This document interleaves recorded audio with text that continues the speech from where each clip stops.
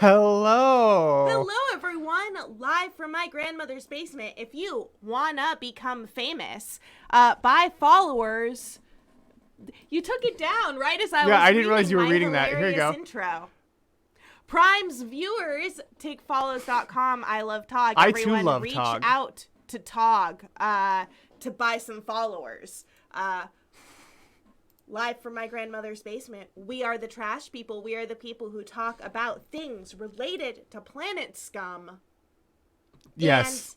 And today, yes, it is really my grandmother's basement. My grandmother was born upstairs. Today. Yeah, very nice. I'm so excited. I'm so freaking excited. I can't wait for this You episode. have all seen that today we are talking tarot with our dear friend, Stephenpremmel, who created such glories as these. And I'm so excited. I don't even want to wait. Let's just bring him Premmel on. Hi. Hello. Welcome to the show. Thank you so much for having me. Thank you for joining us. So excited. Thank you so much for joining us. Premmel, you are a prolific fan artist of Thank you. Planet Scum, and you have created these glorious cards. I have all of my notes. Oh, Why? yeah. Because not only today are we going to be discussing in detail with Mr. Premmel here all of these glorious designs, where they came from, what he thought of them, what they symbolize, what he feels in his heart, answering your questions. Not only that, but friends, we are going to do an honest to goodness live energy rating for the collective. I'm so thrilled with that. Oh, You have I have been wanting that to happen. I'm so excited. Behold these cards. Yes, Mod Podge together. Oh, yes. I mean, you just can't go without Mod Podge. No, Mod Podge is great. Oh, I forgot to upload the videos of us making them. That's okay. There are some videos of us making them. Oh, that's great. I'm so ridiculously excited. Yeah. Mr. Premmel. Yes. Stephen, if I may call you Stephen. You may. You have many names. I do. A man of many names. Yeah, I typically go by Stephenpremmel online. I see a cat. Let me see if I can nab him. This is Sebastian. Hi. Oh, shit. He does not want to come. Oh, poor cat. Oh, hi, Sebastian. Oh, my God. He's our favorite little void boy. Oh, my gosh. And such a perfect, mystery being for the tarot card, right? Yeah. Absolutely, right? Cat. Not just the cat, but the black cat. Yes. We actually, not that we go, so anytime we have an animal, it's always a rescue. But we grabbed him specifically because he was a black cat, because of that stigma around people not wanting them. They don't photograph well. There's the whole traditional bad luck. And it's just like, why would you invite a creature into your life if they don't photograph? Come on. Right. What are you doing? Isn't it about their personality? Oh my God. Yeah. I don't know. Maybe I shouldn't be so judgmental, but I too believe in that and love all the black cats in my life. Yeah. And anyone who's thinking about it, black cats are actually friendlier. They're so friendly. Than all of the other colors of cats. And this is because humans keep feeding them. Humans kept feeding, even though they kept getting hit by cars. Humans kept feeding them because they were so friendly. So, yeah, this. Ours is he's not a snuggler, but he is a chatter. He will talk, he will talk back. Oh, I love that. Oh my God. So speaking of talking back. Yeah. Stephen, tell us, wow, that feels really uncomfortable. Can I just call you Premmel? Yeah, that's fine. The only reason it feels uncomfortable is because I have an uncle named Stephen. And so whenever I say that, I'm thinking oh, am I talking to Stephen? No, and honestly, that's typically what surnames typically become the nickname anyway. Right. That's true. Right? And it's a good one. Unless you're just a good old mononym like Forrest. No. I agree, pineapple.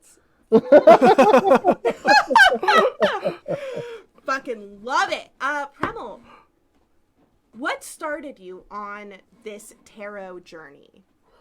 So it first started as kind of like a gimmick-ish. Mm-hmm. And what I mean by that is I was doing individual art for individual episodes. It was an episode of Dyke Vice with Robbie Hoffman. Yes. And she was, wherever she was positioned, she had a giant Orange Crush bottle cap behind her. Yeah, and you can see in that one I actually removed the bottle cap to make it less episode specific and more in line with the just the overall deck itself. And seeing that, and then she on air called it like a, what is this, like a halo? And I was just like, oh my god! It like instantly, like her in a tarot card with that Orange Crush halo just popped into my brain, like fully formed. Hers is also, and I'll admit this, hers is the only one that it's based on the Lovers. And hers is the only one that I didn't do research into the card first to try and match them with the meaning associated with the cards. Now, later looking up, I don't think it's inappropriate to put Robbie on the Lovers card. Not at all. But hers was the first one I did, and it was done purely for aesthetics. And once I did that and saw it just got such an incredible response. And I think Emily, or Pineapple, if I may. You may. Well, thank you. I suggested in the fan art chat that once I'd done that, I was like, it would be really cool to do an entire deck of these with really not having an idea of how large tarot decks actually are.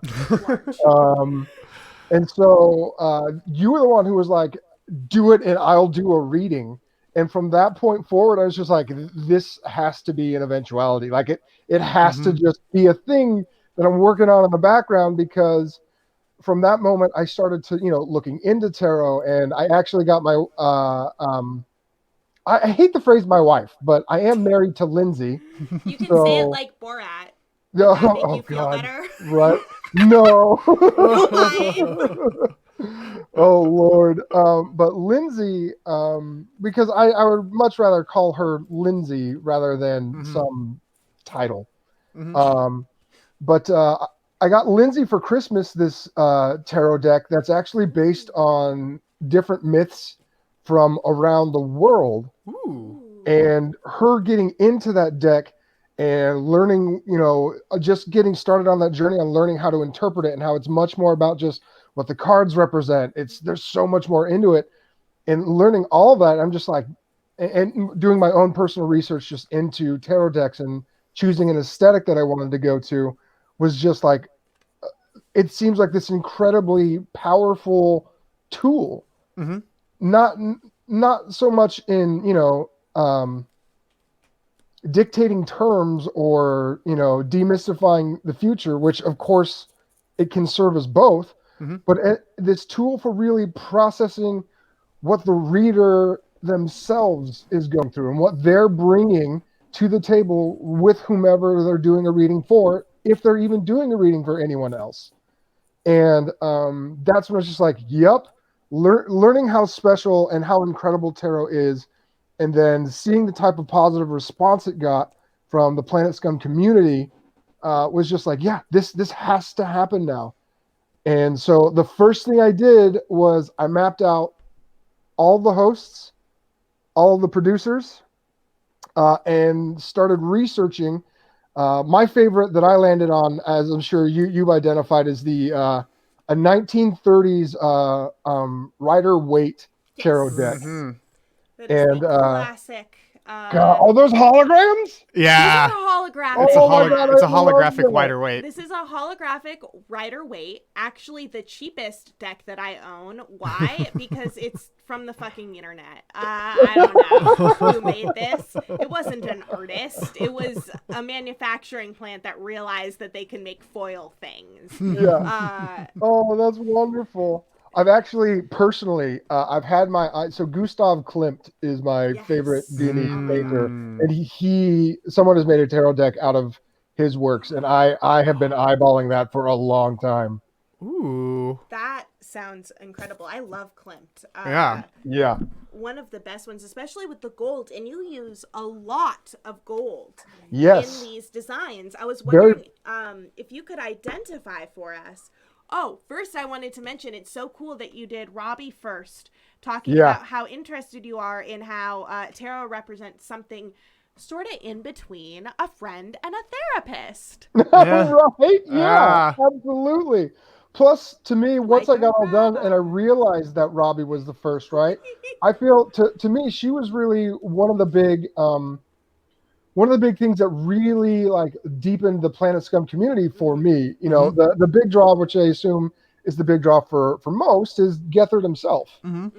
But then after that episode with Robbie, and then with her launching her own show, I was like, okay, so how deep does this go? And that's when I joined Discord and really got into the community from there. So for me, it brought things full circle that, you know, Robbie was how I really got involved with the community itself.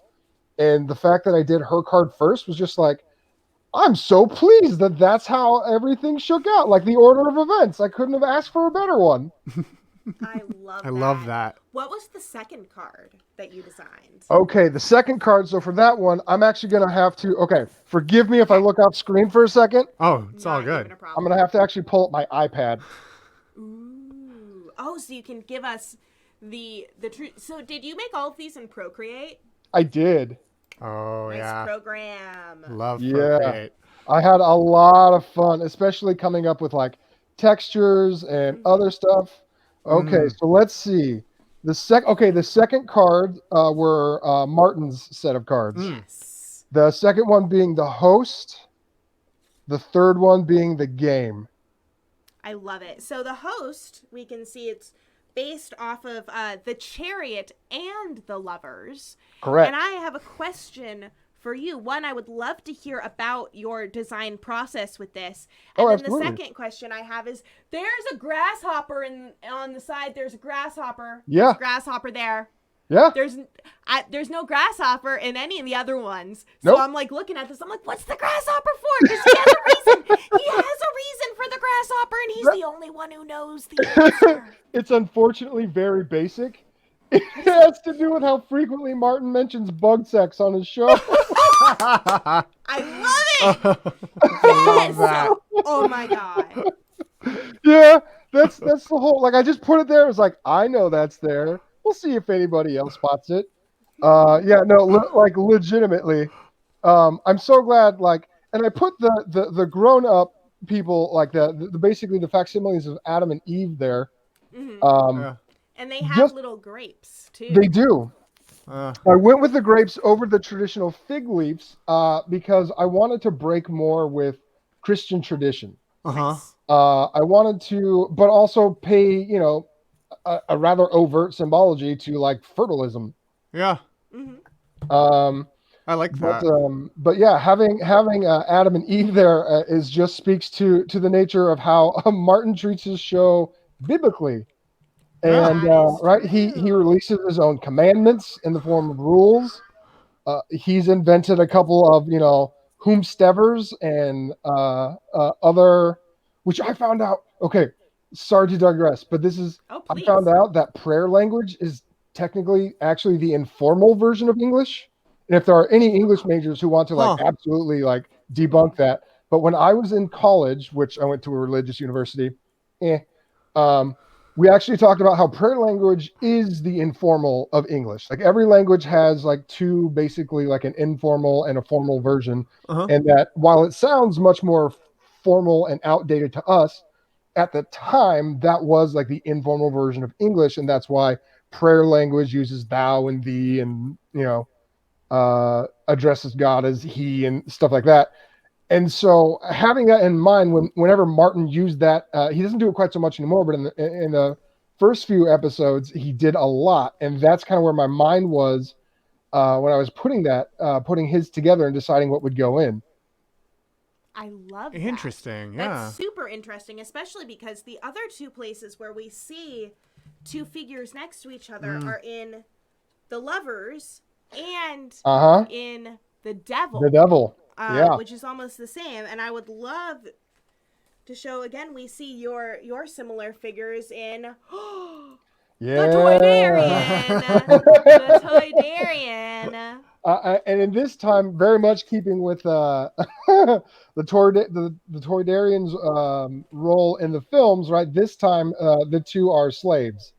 Yep. Yeah. Or let's say are enslaved by the Toydarian. Yes. Yeah. So It's still a very enslaved uncomfortable thing to individuals. say. Yeah. Yeah. They're like Anakin and Shmi. Yeah. Right, yeah. Because it's a very ugly word, and it's a very ugly thing. And I hesitated for a long time whether or not to put that chain in there, but I think with the meaning of the card itself, with bringing that kind of like almost a sense of entrapment, like watching Watto on the George Lucas talk show, how easy is it to become entranced by and sucked into and almost captive of Watto's performance.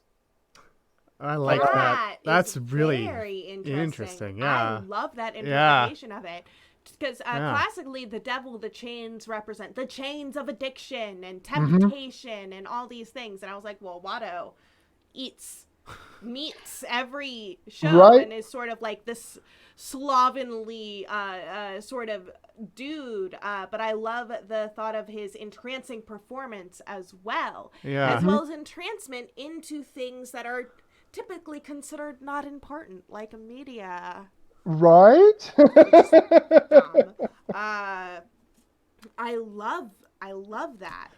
Lizzie Izzy has a question. Oh yes. Are you so proud? With how everything turned out? It takes a lot for me to admit it, but I really am. You should be. I really, really am with the way that these have turned out, and with a few of the other Planet Scum pieces. But the tarot cards specifically, like looking back, other than updating Robbie's card so it wasn't episode specific, I honestly don't think I would change anything about any one of them. And that is a rare thing for me to say about any work that I produce. Yeah, I get that. There's always, I very much believe in the principle, you will hit a point of where you are finished, but not perfect. Mm-hmm. And while I would not call these perfect, I would say, I don't want to go back and change anything about them. I'm so proud of how well they turned out. They're honestly, amazing. The thing that got me most is how well the likenesses turned out. Yes. Likeness is the hardest thing in the world. And I think that you are exceptionally good at likenesses. Yeah. Thank you. Say. I work really hard. Especially when it comes to just people that might, one of my favorite things in the world is including people in my artwork who might never been included otherwise. Right? Like, I love the Forrest card. Is one of my absolute favorites. It's so good. Right? Or Jersey Dave's card, Making It Bosser. It makes me so happy that I got to do something. But because my biggest concern in likeness is always making sure that I am bringing truth and honesty, but also being flattering.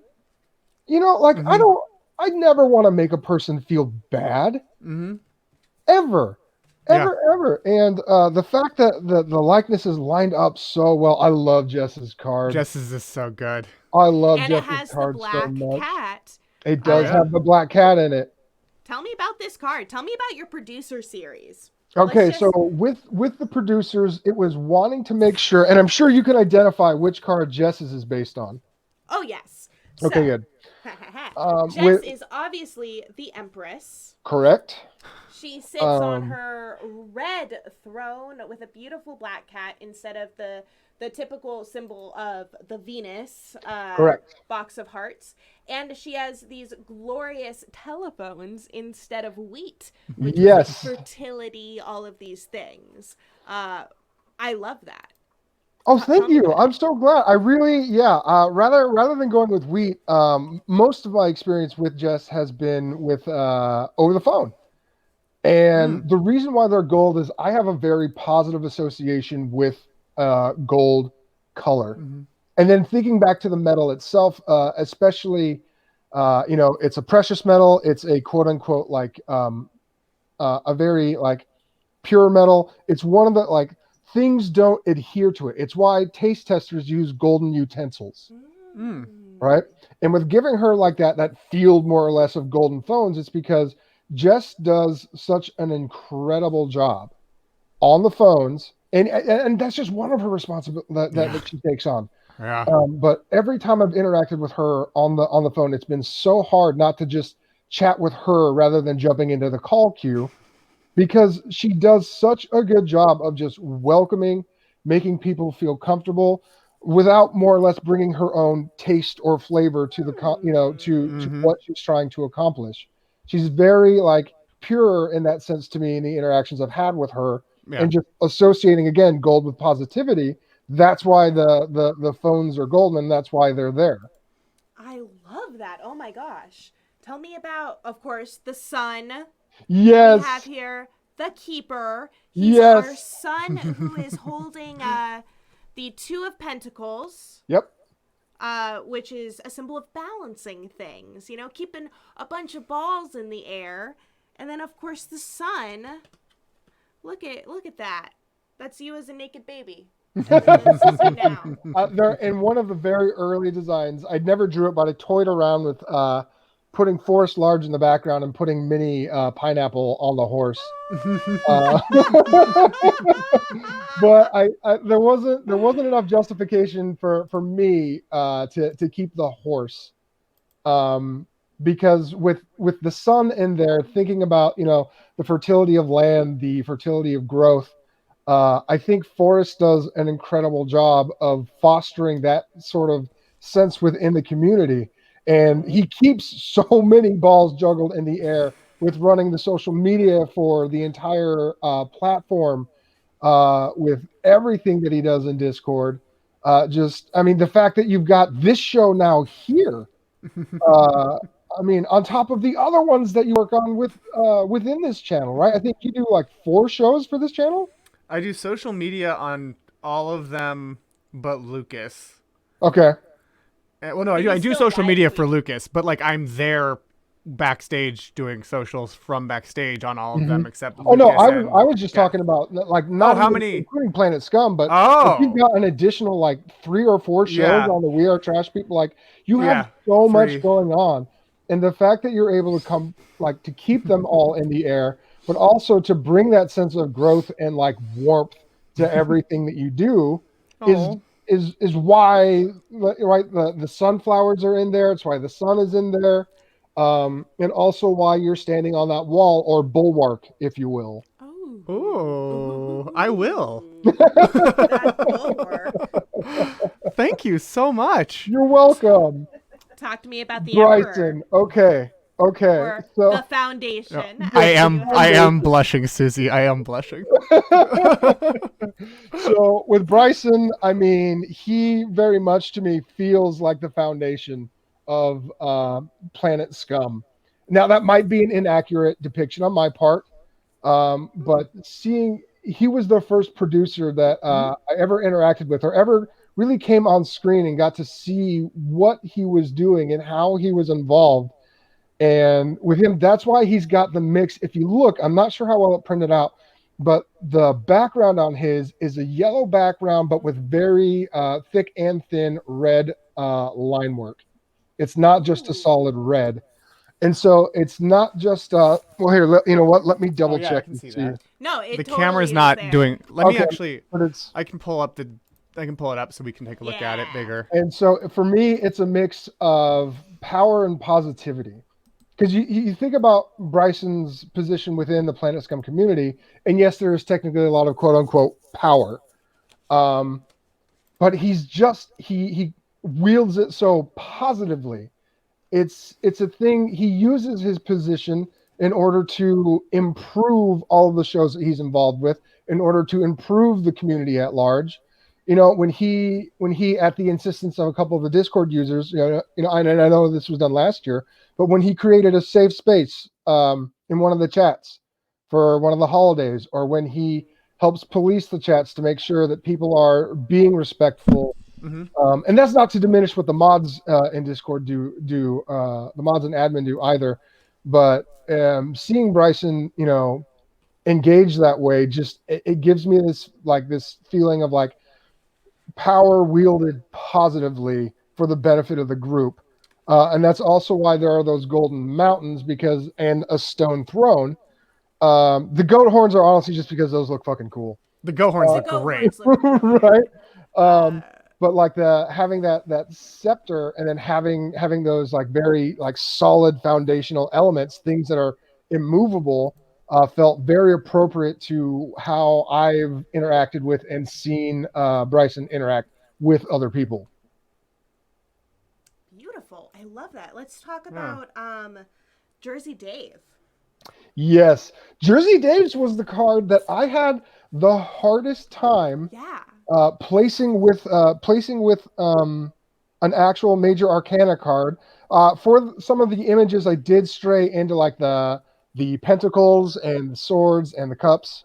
Mm-hmm. This one, I think I ultimately ended up pulling from the moon. No. Was this the moon or the stars? I'm going to look at my notes real quick. It is the moon. Okay. Which I don't think is the most perfect fit for Dave. There are a couple of aspects of that card, though, that I think describe him perfectly. But again, the fact that he brings illumination, right? Mm-hmm. Onto the task that he does, onto the community that he serves. The fact that he's been a part of Gethard's universe of Planet Scum since just back in the public access days. To me, he's just this ever-present figure. And so I tried, that's why with some of the imagery that I kept from the moon, was trying to just give him that very stationary, very like, not necessarily immortal, but that ever-present, like, Jersey Dave is there, and Jersey Dave will always make it bosser.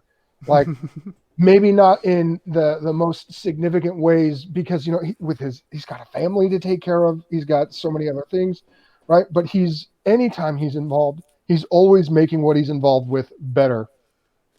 And there's this sense of like comfort that comes from just knowing Dave is there somewhere behind the scenes, likely doing something that you'll never see, but you are benefiting from it. His was also the one that I struggled with naming the most, because I toyed around with just and I only did this for I think one other card where I actually left the actual name of the character on the card. I toyed around with leaving it as Jersey Dave, but I ended up with going Bosser just because of the fact that, again, that feeling of comfort that you get knowing that Dave is there and just making things better. Yeah, making I love things that. Bosser. That is beautiful. I do really like that, and I do love it with the moon. I like the long path that is on the moon card, and that Jersey Dave is standing in front of. He's at the wellspring. Exactly. Because he's been on such a long journey from, right? I remember Chris popping off about how Jersey Dave got involved back in the public access years, right? And whether it was real or not, but creating that what felt like fake or potentially real contention between he and JD Amato back in the day. And it's just, he's been on that long, like, right, decades, like almost a decade. Yeah. And so for him to still be here and to still be blessing this community with his presence, right? Yep. Right now, it very much feels like he's at a wellspring. Yeah. It does. Talk to us about Hex. Hex, our man on the 9 of Cups. And he's also got the Hermit's Lantern. Do you know the name of the star in the Hermit's Lantern?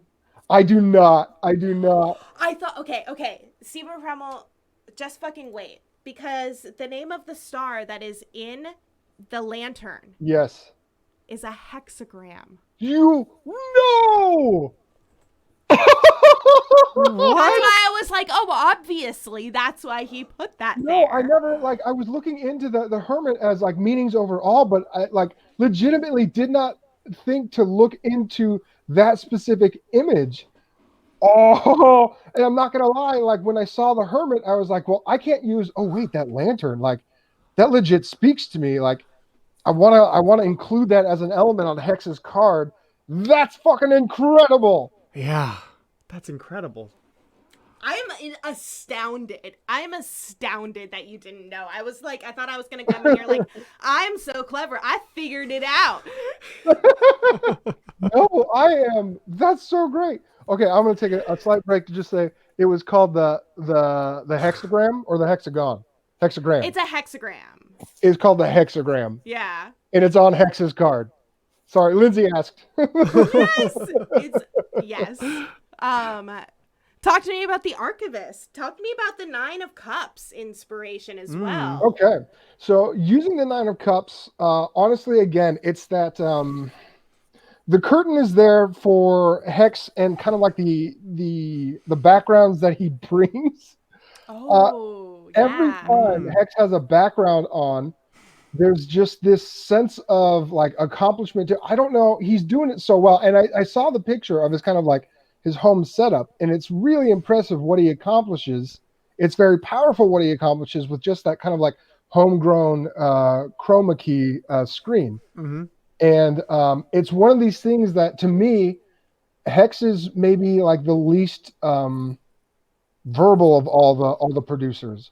Incredibly hardworking, but like doesn't feel the need to justify his work by talking a lot about it. And so with that curtain, it's both to pay again. It's got the same coloring as Bryson's background, the yellow background or the gold background with the red line work across for it. And again, it just speaks to using power responsibly. Because for me, there's this certain mystique around Hex. And calling him the Archivist, right? He's the one putting together our weekly the weekly promos. Mm-hmm. He's the one who's, and I don't know, I've suspected, but I don't know if he's the one who actually archives any of the episodes or not. But it felt very relevant because as much as I saw it, right, looking back at all of those weekly promos, he's the one who keeps us who reminds us of the joy and the positivity we felt during the week because of the shows that we're on. So that's also why his background is split between power and positivity and then just straight up positivity. Mm-hmm. And using that lantern to, again, shine a light on the good things that we get to experience throughout the week because of everyone's hard work. And then that big giant wooden table, again, just is meant to represent like his kind of like firmness in his position, right? The fact that he's there every week, they're making these promos, they're making sure that if you missed something, or even if you just want to see the best moments of something, you can watch that, catch up, and just not miss a beat. You still feel included, even if all you've been able to do is catch up on, a couple of the weekly promos. That is beautiful, and I love that. I was curious about this table because I couldn't find it in any of the other things. Stephenpremmel, tell us about... Yes! Joy! Yes, the joy card, in Christy. the form of the Ace of Cups. Yep, I borrowed heavily from the Ace of Cups. Talk to me about the symbols that you chose and why. So the hand very much there because of Christy's involvement. Same with the dove. She's a very outspoken Christian. Yeah. Mm-hmm. And I would argue one of the few Christians who really practices her faith responsibly. Mm-hmm. Yep. I don't know that I have the right to put that onto her or anyone who practices a faith, but very much that's how it feels to me, is an actual Christian who's legit just trying to love other people. And so the hand very much there is the hand of God. You can call it Geth's hand if you want. I don't know if you want to equate Geth with God. His head's pretty big. Don't tell him I said that. But the I have dove called there, him a trickster god. When we are compelled to worship. Because you don't choose to worship a trickster god. Like, you become compelled. He was to definitely worship a trickster definitely god. there for a post show where Emily was talking about that. He had just put us through that lawn maintenance. Oh yeah, it was right after Lawn and Order. yeah, He knew what he was doing. He knew it. I cannot tell you, I was so in love with that episode. I could watch So- an hour of Joe, like 5 hours of Joe Firestone just being fed up with her own bit. Like that was one of the most incredible things I've ever witnessed. But with Christie's card, Yes. I went with kind of like that drab background to make her the standout. Because Ooh. when you feel joy, at least to me, that's something that stands out from the background. When you really like feel, and for me, you know, as I'm sure many do with whatever mental health struggles anyone has, as I'm clawing back out of it, it's these small moments that kind of like pop forward and stand out from that, you know, like figurative darkness you may or may not be in. And so that's why the highest contrasts elements on that are the hand, the dove, and most specifically Christie. Oh, that's beautiful. Is that why you also chose the, you know, of course, the Ace of Cups has the lotuses? Yes, very much so. Just Yes. there's too much meaning to water and lotuses, and the fact that they're floating on top of the water too, Yeah. right? Like it's that quote, you know, it goes back from my my own upbringing. It's, you know, being part of that world, but being actually, you know, separated from it, or in this case, on top of it. There was just too much there that I was just like, that has to stay. It's And so hers was the, I think, one of the few cards that was not based on any of the major arcana. yeah. Just We have a couple of the aces. In fact, let's look at another ace card we have here. yeah, the weird ball. Based on the ace of wands. Yes. That was one of those things again, the same drab background and the same pushing of the colors into the bowl and the items in the bowl. And then that glow behind them just to make them pop, because it was actually, I remember it happened in the Discord a few weeks ago. Lizzie made reference to the Weird Bowl. And I was like, what is the Weird Bowl? And she says, you should ask Riley. And so I went and tried to dig back through his past episodes, and I couldn't find it. And she helped me track it down. And watching the episode where the first Weird Bowl was introduced, again, it was one of those little moments of like, this is amazing. Riley is my favorite agent of chaos. Yep. Lindsay and I love him, but legit, like Lindsay can't always watch Riley because it ramps up her anxiety. Early. Oh, because it's early, or because of the chaos? Because of the chaos. Oh yeah. Fair enough. It's because Riley's gonna fucking do what Riley's gonna do, and I love that about him. But when he just sort of nonchalantly introduced this like beautiful thing, like a weird bowl, it's just like three things you wouldn't think go together but do. That's one of those little moments of joy that people can bring to themselves. That Riley, you know, brought it up and introduced us to the idea, but like he gave it to us. That's a little moment of joy that you can just make for yourself. I'm just kind of astounded in how clever I was in coming up with meanings for some of these. I'm so glad. Because I was like, okay, the Weird Bowl is about taking joy in self-care. Like, things in clouds are gifts. This is a gift you give yourself while celebrating your personal tastes. Exactly. And all based on Googie Morning. I have some things that I thought were real clever, but now I just want to hear you talk about them, because it's so fascinating. I want to hear you. No, you. All right. Talk to me about the musician. The musician and Googie are, of course, the Fool and the Hierophant, which, learning about your history, I'm so interested in your take on the Hierophant, who is historically sort of just taken as a pope. Kinda, yeah.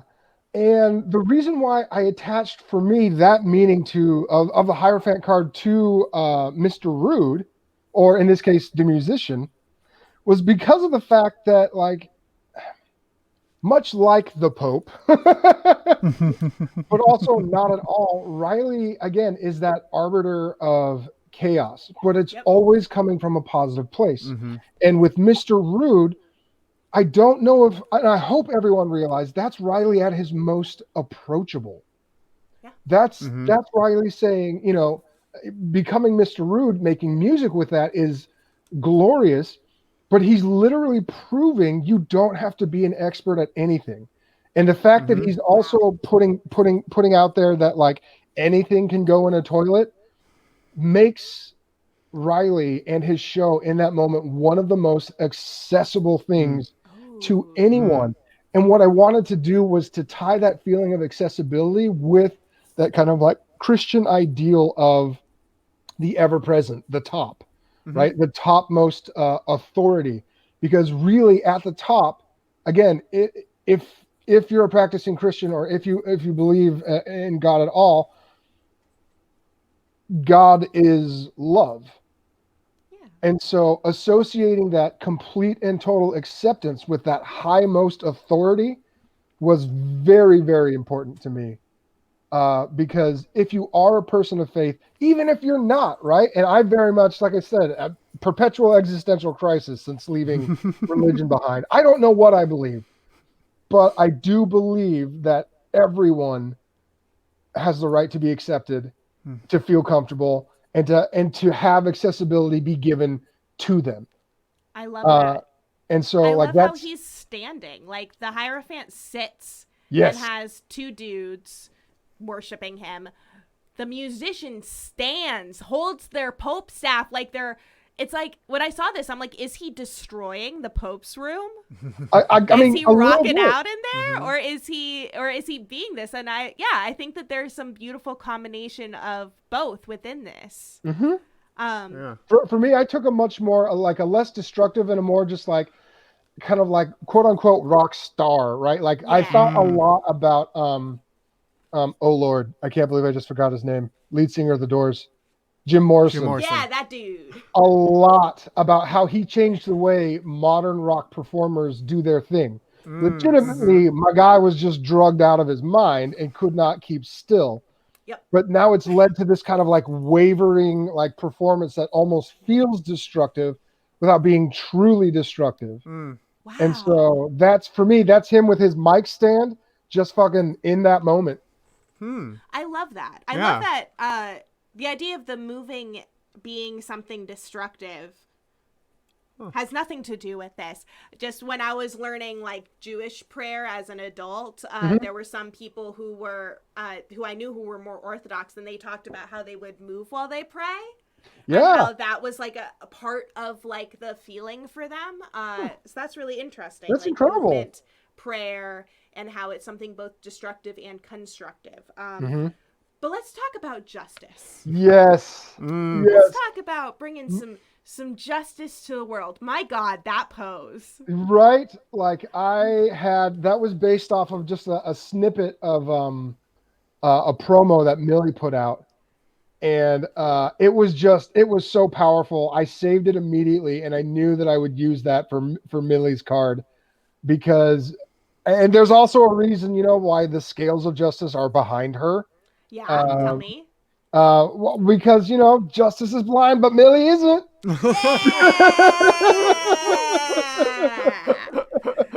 Yeah. And then the fact that she's got a sword, for me, whatever inherent symbology that holds for anyone, it's a source of strength and power. It's a source of like, she is literally the only up until once now that's interesting left she's literally the only person of color or black person we have really headlining a show. Yep. And I think that just needs to be fucking celebrated. Yep. The fact that she was open to coming into this community that she admittedly, the first time she was interviewed, didn't have a lot of experience with. And the fact that she has just fucking slayed it like every episode she does. I've never laughed so hard as when James III played Cat Williams. Yeah. I think about that all the time.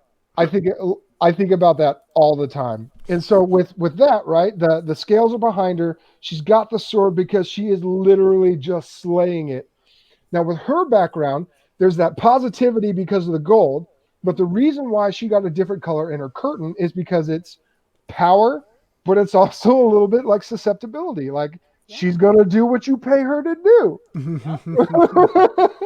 It's going on behind the curtain. She's facing away from Exactly. you, but she's going to let you see those scales. Why? Yep. Because this is a fun fucking show about that. And I want to ask you about sort of the reflection of this card. Oh, yeah. Almost. Within the Judge Millie thing, we got our Steve Harvey, who is both the Tower and the Six of Pentacles. Talk to me about that. Okay. We got our dudes from the Six of Pentacles asking for alms from Steve Harvey. Yep. And please, to me, that's again, I have him positioned on that jagged platform. There are almsmen, praying or making a supplication. And in the Six of Pentacles, they're being given coins. One of them. That's right. One of them is. Thank you. But Steve Harvey gives nothing. Right. And again, that with the lightning strike, cracking the crown off of his head, it speaks to like this almost like, for me, it's just this fall. It's power wielded unresponsibly. Oh, I feel so clever. Right. I feel so, every time you speak, I'm like, I am the most clever human.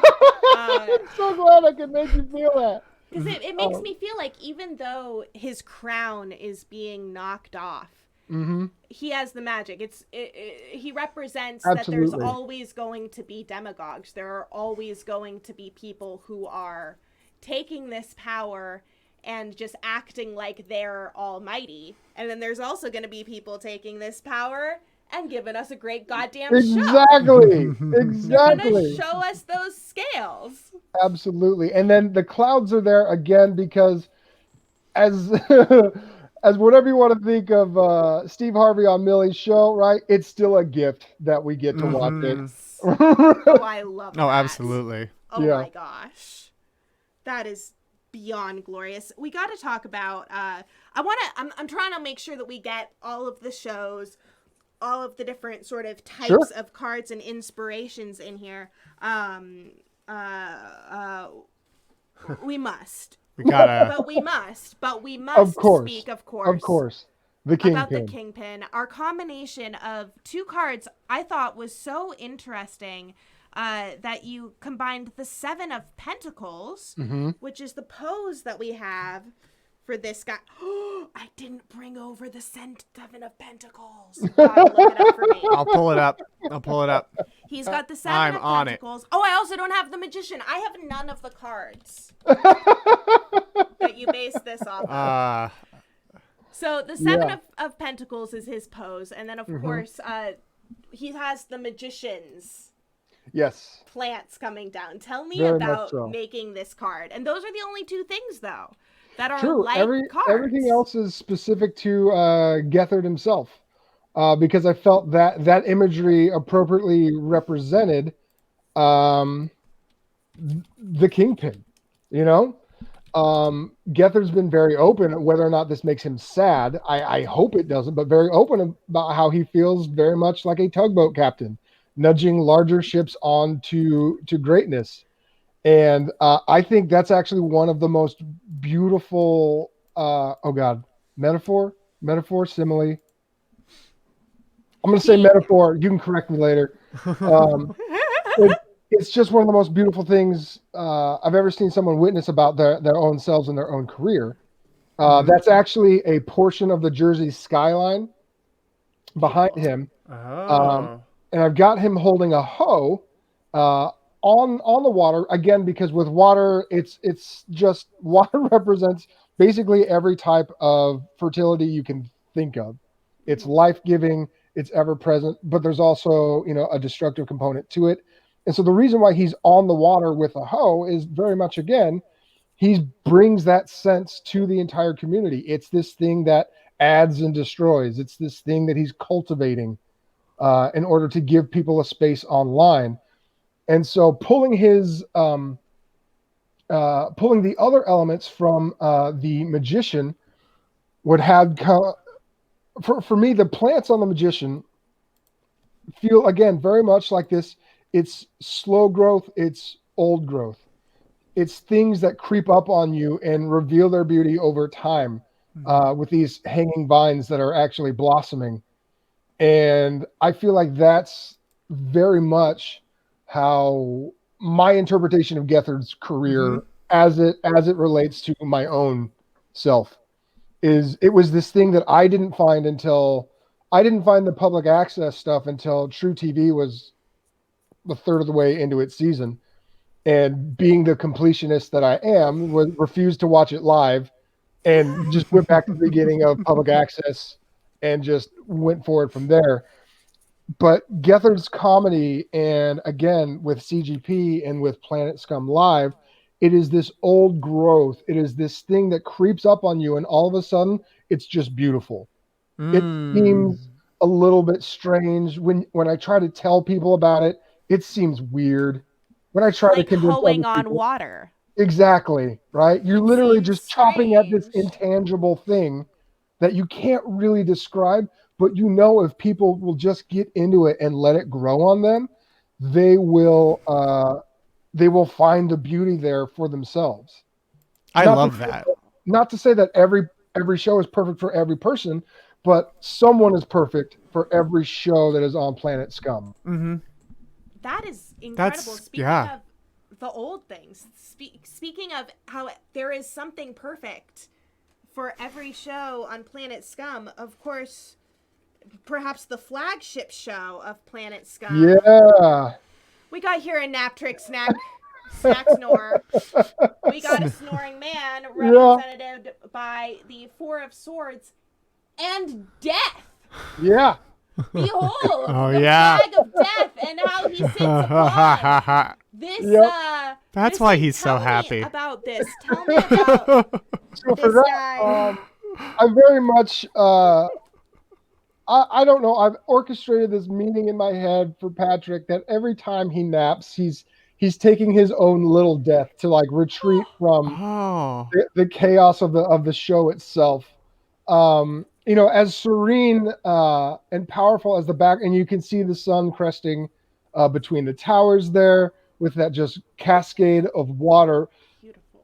But in the serenity, nevertheless, right? There's this every time, and it's not just when Patrick takes a nap, but every time you got to change the StreamYard link. There's this little death where you're without this element for a brief moment of time. And so putting him on top of that element is just like, you know what? Yeah, he's always there, but you're going to have these moments where he's just gone. And that's okay. That's okay. The serenity hasn't left. Like the stars in the sky are still shining behind him, right? But yeah, there's these little deaths that happen when either he's napping or nap snacking or just, again, in between StreamYard changes. I love that. And I loved how much more of... Because it's the same background as on the death card. But on the death card, you can't see most of it because there's a skeleton on a horse. Yep. So, that's when you get just to extrapolation. See all this beauty. It's gorgeous. Yeah, it's amazing. I assume it's true. I will confirm that's canonically... Patty Smith. That's canonically what it looks like behind death. Yeah, that is. I'll take it. It absolutely is. But you know who could be the ultimate judge of this? Yes, the retired filmmaker. Judgment. Bringing beings back from the dead to change them? And that's literally why, right? And Jordan's done it on the show so much. With bringing, literally, he's brought characters back from the dead onto his show to talk to him. And the fact that he is the one trumpeting these things for all of Planet Scum. Again, the clowns, because George is a fucking gift. But absolutely. He's not going to stop telling you that he is.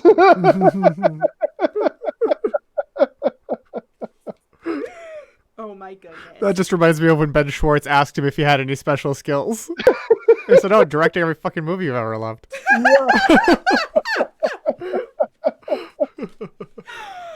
Let's I'm gonna shuffle these cards so that we can do a quick poll before Yeah, y'all yeah. need to get I'm sorry, I yourselves took up over so to much. the Like, I will pre-show. just gab. I'm so Oh sorry. no, thank you so This much is for so that. Like, it was cool. so cool getting to talk about all the symbolism baked in Yes, to and these things. just how thoughtful you've been. We are Yeah. absolutely going to have a long conversation, a longer Absolutely. conversation about all Absolutely. of this as I put together meanings. I'm more than happy and more than pleased, and I'm so glad. I'm so glad that you keep saying you feel so clever for putting this together, because again, I felt like I was not very overt with the imagery that I used. Someone would have to be familiar with these things in order to pick up on what I decided to leave in the card and why. So I'm just like beyond thrilled that you figured a lot of that out.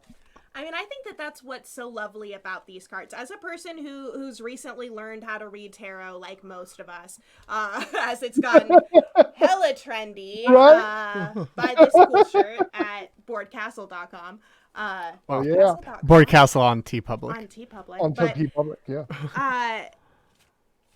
there are so many symbols in these that I can then extrapolate, and it's incredible to me the amount of thought you put into it. Now I don't feel nearly as clever. Because all I did was follow what you had given to me, essentially. Sure. I feel like I was pretty intentional with what I put there, and like I said, that's why it speaks to you and your accomplishments that you were able to piece that together. Oh. You are too sweet. What I'm mostly proud of myself on is I wrote a line for each of the shows to be like the house, because a lot of these cards are within a certain element. Sure. We got here the producers, which is the auteur is dead. Yeah. We have here who wants 269. No good deed or no bad deed goes unrewarded. Yes. Course. Oh my God, I'm loving this. Judge Millie is justice is a team sport. We have the George Lucas talk show. The author isn't dead. He's just retired. Yeah. These are so perfect. They fit so well. We aren't nothing. Oh my God. Oh. Anyone can art. Yes. All, like, there is no, well, for the box one, there is no chaos without order. Yeah. And of course, the joy is subversive enough. Yes. Yeah. Oh my God, I love that. I love all of that. Incredible. Friends, it's the end of the hour. Yeah. That means that it's time for all of you to head over to the pre-show and on Planet Scum Live. Tonight, if you join us for the post-show, which happens after Planet the Scum show, Live. I'm gonna do a reading. I'm gonna do a reading with these cards. I'm gonna pull some cards. Probably, I don't know, maybe 5 of them, maybe 3 of them, or maybe 4 of them. Probably not more than 5. Dear friends, thank you so much, Stephenpremmel. Yeah, thank you. You can see You're welcome. all of these beautiful drawings on Stephenpremmel's Instagram, which is At Stephenpremmel. At Stephenpremmel. Yeah. Hot It used to damn. be something else, but someone had been camped on that for a while, and then I just was routinely checking in. Like on one night, it opened up on both Twitter and Instagram. Oh, gotta do it. Yep. Gotta do it. Everyone, check these out. Check out the beautiful high-res versions. Make them your profile pictures. Print out your own deck and start giving readings to your family. But for now, head over to the to- pre-show on planetscum.live, the Discord. Words. there's the link. If you're new, there's the link for you. If you're not, just go to the Discord the way you always go to the Discord. Thank you so incredibly much for joining us. Thank you so much, Stephenpremmel, and good night and good clawn. Good night and good clawn.